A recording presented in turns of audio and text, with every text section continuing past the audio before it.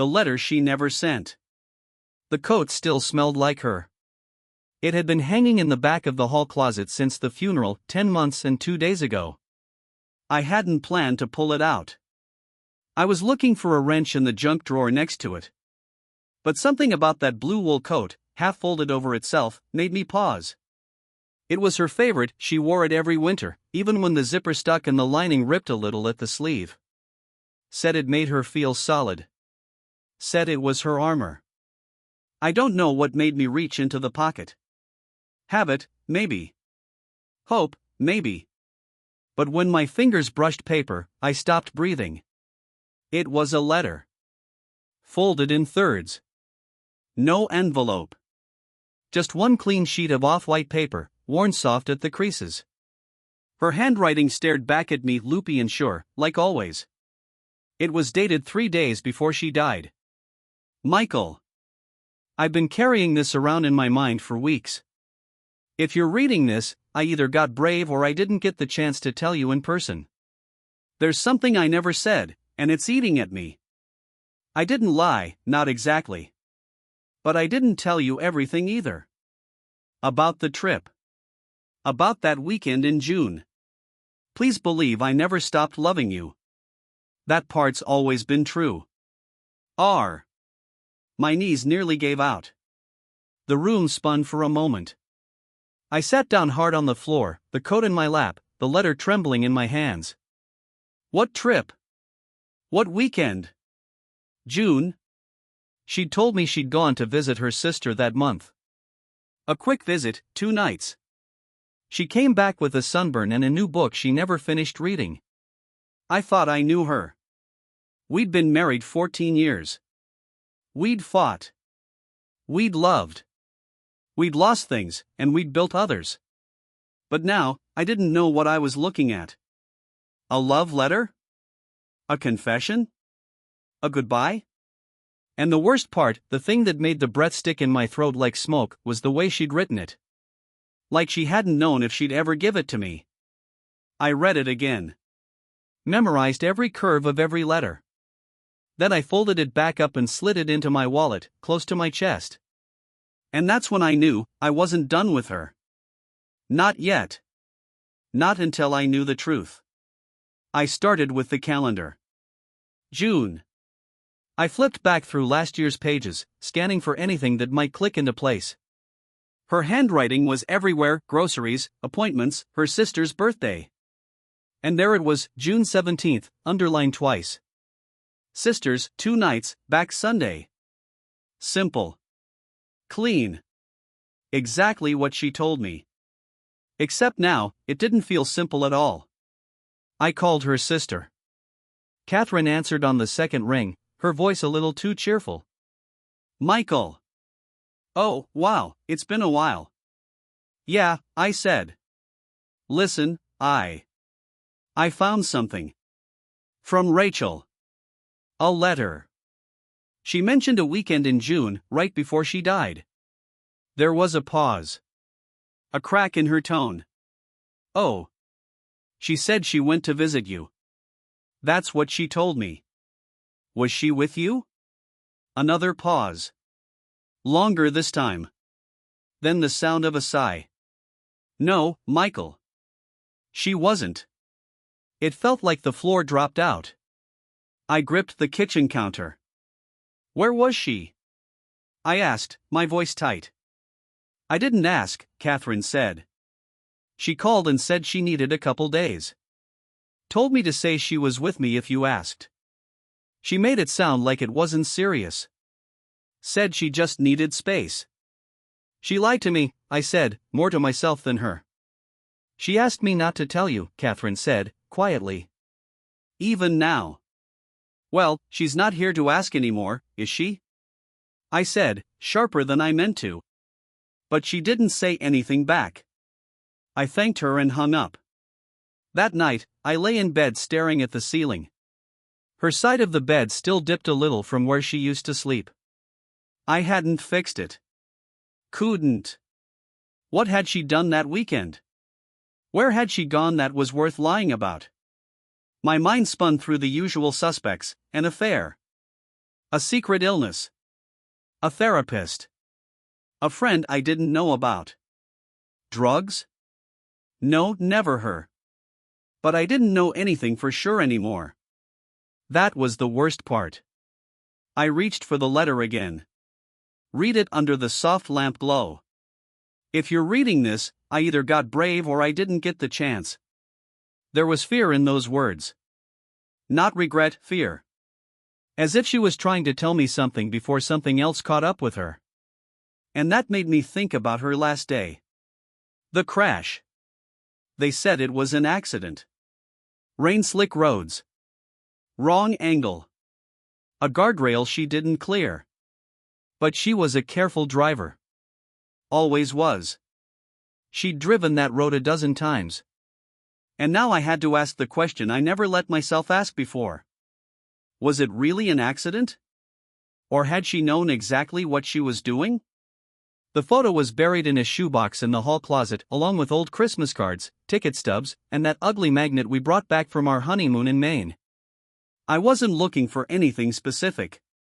Just chasing ghosts, hoping one of them might speak. And one did. It was a picture I didn't recognize. Not the photo itself, we had plenty from her book club brunches and work parties. But the man standing beside her in this one? I'd never seen him before. He was smiling. One hand rested lightly on her lower back, the kind of touch that meant something. Rachel looked happy, but different. Nervous, maybe. The photo wasn't posed. It was taken in motion. A candid moment someone else caught. No date stamp. No clue where it was taken. I turned it over. One word, written in her handwriting. June. My heart thudded once. Then again. That's all it took. I scanned the face, tall, early 40s, close-cropped hair, tan. A few creases near his eyes. The kind of face you don't forget. So I did what any grieving, suspicious husband would do. I started calling people. Her friend Marcy answered on the third try. Michael, wow. Hey, she said, like she wasn't sure if she should be smiling or bracing for a punch. Hey, I said. I need to ask you something, and I need you to tell me the truth. A pause. All right. Do you know who this is? I texted her the photo. She didn't answer right away. Then, oh. Then again, that's Nathan. Nathan who? He used to work with Rachel. Years ago. They reconnected last year. He's a photographer now. My mouth went dry. Did they have something? I don't know, she said too quickly. She talked about him. But not like that. I don't think she would've. She lied about where she went. 3 days before she died, she wrote me a letter she never sent. And this guy was in the middle of it. I could hear her breathing on the other end. She was scared, Marcy, I said. That's what I felt in the letter. She was afraid of something. Marcy's voice dropped to a whisper. Then maybe you should talk to him. I found Nathan's website. Portraits. Weddings. Soft focus moments full of joy. But one shot stood out, city skyline at sunset. And in the corner, a woman barely visible in silhouette. Rachel. Same coat. Same hair. Same night? He had a studio downtown. I stared at the address for a long time. Then I stood up, grabbed my keys, and told the silence in the room. I'm gonna find out who you were, Ratch. Even if it breaks me. Nathan's studio sat above a used bookstore, tucked behind a rusted fire escape that creaked under my boots as I climbed. The sign on the glass door read, by appointment only, but the lights were on. I knocked twice, and the door clicked open a few seconds later. He stood there, older than the photo, but still unmistakable. That same quiet confidence. The same eyes I'd been staring at for days now. Can I help you? He asked, friendly but cautious. You're Nathan, I said. Yeah. I'm Rachel's husband. Michael. His face froze. His eyes dropped, just for a second. Like guilt walked into the room ahead of me. I think we should talk, I said. He didn't ask me to sit. But he didn't tell me to leave either. The studio smelled like dust, coffee, and varnish. Photos lined the walls, happy couples, candid smiles, curated joy. But I wasn't here for any of that. He poured a coffee into a chipped mug and offered it. I didn't take it. I found a letter, I said. From her. Dated 3 days before she died. She mentioned a weekend in June. Nathan looked down again. Took a sip. Said nothing. You were with her, I said. Weren't you? He nodded slowly. She told me she was staying with her sister. But she came to see you instead. Why? He exhaled. Set the mug down with a gentle clink. She didn't come for me, Michael. Not really. She came for herself. Said she needed to see something through. That she'd been carrying a weight for too long. What weight? I asked. He ran a hand through his hair, looked like he was about to confess to murder. She came to ask forgiveness, he said. Not from me, from herself. I stared at him. For what? Nathan hesitated. Rachel and I, we had a thing. Years ago. Before you. When she was fresh out of school. It was brief, but intense. We lost touch. Then, last year, she emailed me out of nowhere. Said she'd been thinking about what kind of person she used to be. Said she wanted to understand who she'd become. I said nothing. My pulse was a roar in my ears. She stayed 2 nights, he continued. We talked. That's it. Talked until morning. She told me she loved her husband. Told me she wasn't proud of every part of her life, but she was trying to be honest with herself before it was too late. Too late? I asked. Was she sick? Nathan shook his head. Not that she said. But she seemed scared. Like something was coming. Or someone. Someone. The words sank deep into me. You sure she didn't mention anyone else? I asked. She asked me not to call her for a while. Said she'd be in touch. Then she was gone. Gone. 3 days later, she was dead. Back on the street, I walked past a bus stop bench and sat down hard. So she hadn't cheated. But she'd lied. She'd run from something. Or someone. And it led her to a man she hadn't seen in over a decade, because something about him reminded her of who she used to be. What was she afraid of?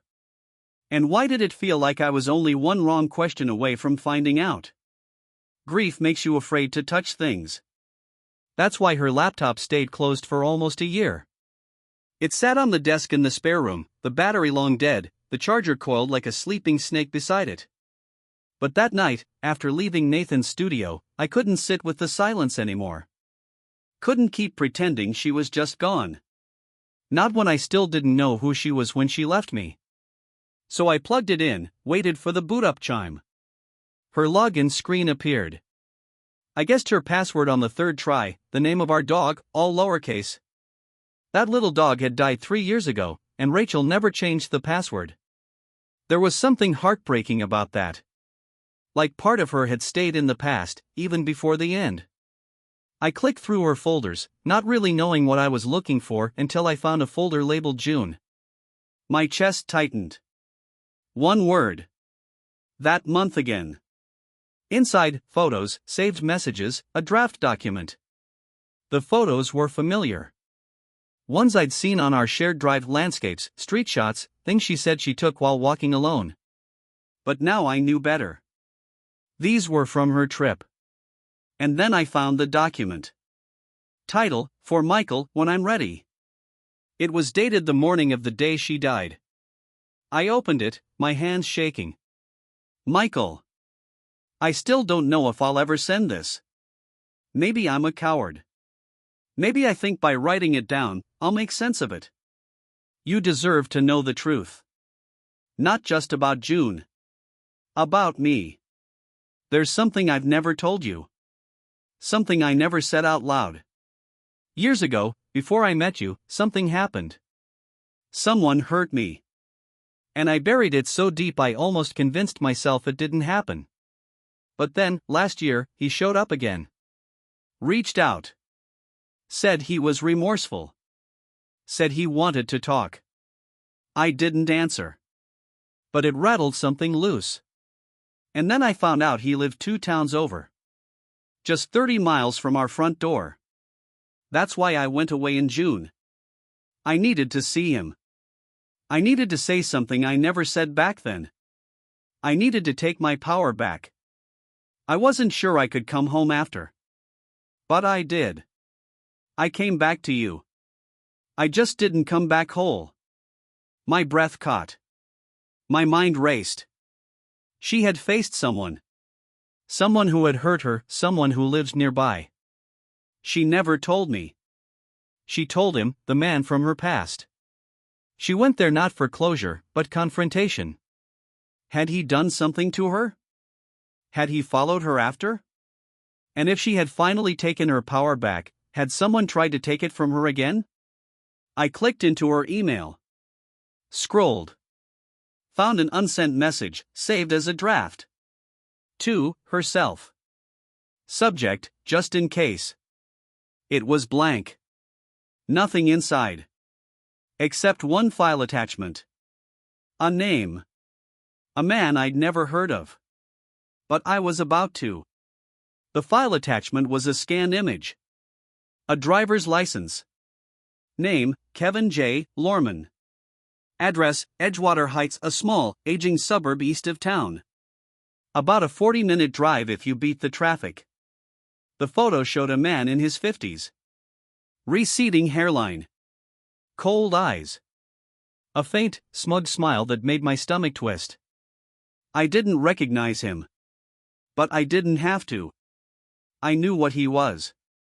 This was the man Rachel went to see. The man who had hurt her. I printed the file. Held it in my hand like a photograph from a crime scene. And maybe that's exactly what it was. I didn't sleep that night. Just sat at the kitchen table, listening to the hum of the refrigerator and the thoughts that wouldn't shut up. She had carried this for years.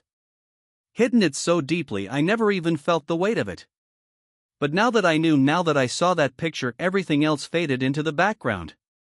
I wanted to ask him what he did. I wanted to ask why. I wanted to look him in the eyes and see if he remembered her. If he remembered what he took from her. But more than anything, I wanted him to feel it. I drove out there the next morning. Took the long road by the river, the one Rachel used to love. She'd say it reminded her of road trips with her mom before everything got complicated. Edgewater Heights looked like a place the world forgot. Sagging porches, cracked sidewalks, faded shutters that hadn't seen fresh paint in years. I parked across from the address on the license and waited. 2 hours passed. Then I saw him. Same face. Same smile. He stepped out onto the porch with a cigarette and a cup of coffee like he had all the time in the world. I gripped the steering wheel so tight my knuckles went white. He didn't look dangerous. He looked ordinary. That was the worst part. Monsters don't always growl. Sometimes they just live quietly on a dead-end street. I thought about getting out. Walking up. Saying his name. Watching his eyes twitch. But then I thought of Rachel. Of how she never told me. Of how she went alone. Maybe because she knew what I'd do if I ever found out. I drove away without rolling down the window. But not before taking a photo of his house. His street. His mailbox. Because if Rachel faced him once, then maybe I needed to know exactly what she faced. And why she never came back the same. The accident happened on a Thursday. Rain came down in thick sheets that morning, enough to flood the gutters and smear every headlight on the road into a ghost. They said she lost control on the curve. They said her tires were bald, that she hydroplaned. They said it was just one of those things. But now, I wasn't sure of anything. I pulled the crash report out of the envelope I'd shoved it into months ago. I hadn't wanted to read it before. The words had felt like salt in a wound. But now I was reading every line like it held a secret. She'd been traveling west. Coming from Edgewater Heights. That part had never clicked before. That road, the one she crashed on, cut right through the edge of town, just past the turnoff to Kevin Lorman's neighborhood. She wasn't coming from the grocery store like I thought. She was coming from him. I called the officer who had signed the report. Detective Laura Mendez. I remembered her from the hospital, kind, but sharp. The kind of person who sees what others look away from. I know this is late, I said. But I need to ask you about my wife's crash. Rachel Allen. There was a pause. Yeah, I remember. That was a rough one. You doing okay? No, I said, honest as I could be. But I need to know, did anything seem off about the scene? Anything that didn't fit? She took a breath. The crash looked clean. No skid marks, no signs of another car. But something did bother me. What? Her seatbelt. It was unbuckled. What do you mean? It was clipped, but twisted. And it was pulled across her like it had been buckled after the fact. The medics noted it. Could have been a fluke, or someone else. I felt the bottom drop out of my gut. You think someone was in the car with her? I don't have proof of that, she said. But it never sat right with me. I hung up, hands shaking. Someone was with her.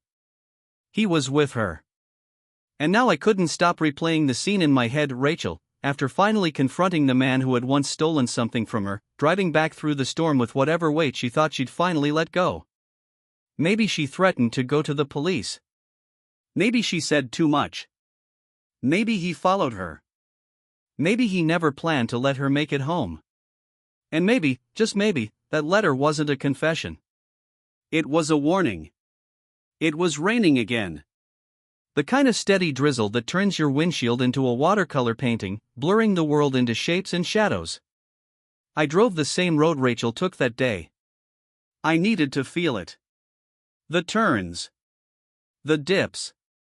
The place where the trees suddenly open and the cliff sneaks up on you if you're not looking close enough. I slowed where the guardrail curled like a half-closed fist around the edge of the road. Someone had left flowers there months ago. They were plastic. Still bright. I sat there a long time. Then I made the turn. Back toward Edgewater Heights.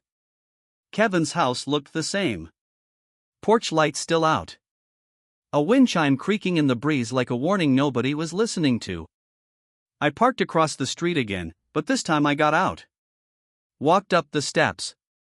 Knocked once. He answered in a plain t-shirt, reading glasses low on his nose, like he was expecting a delivery.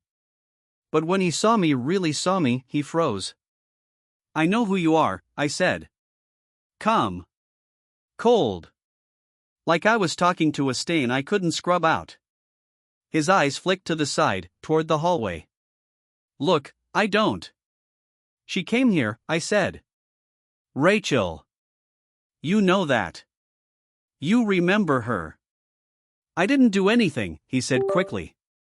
I stepped forward, just enough to make him flinch. She wrote a letter. She said she was hurt. Said she was scared.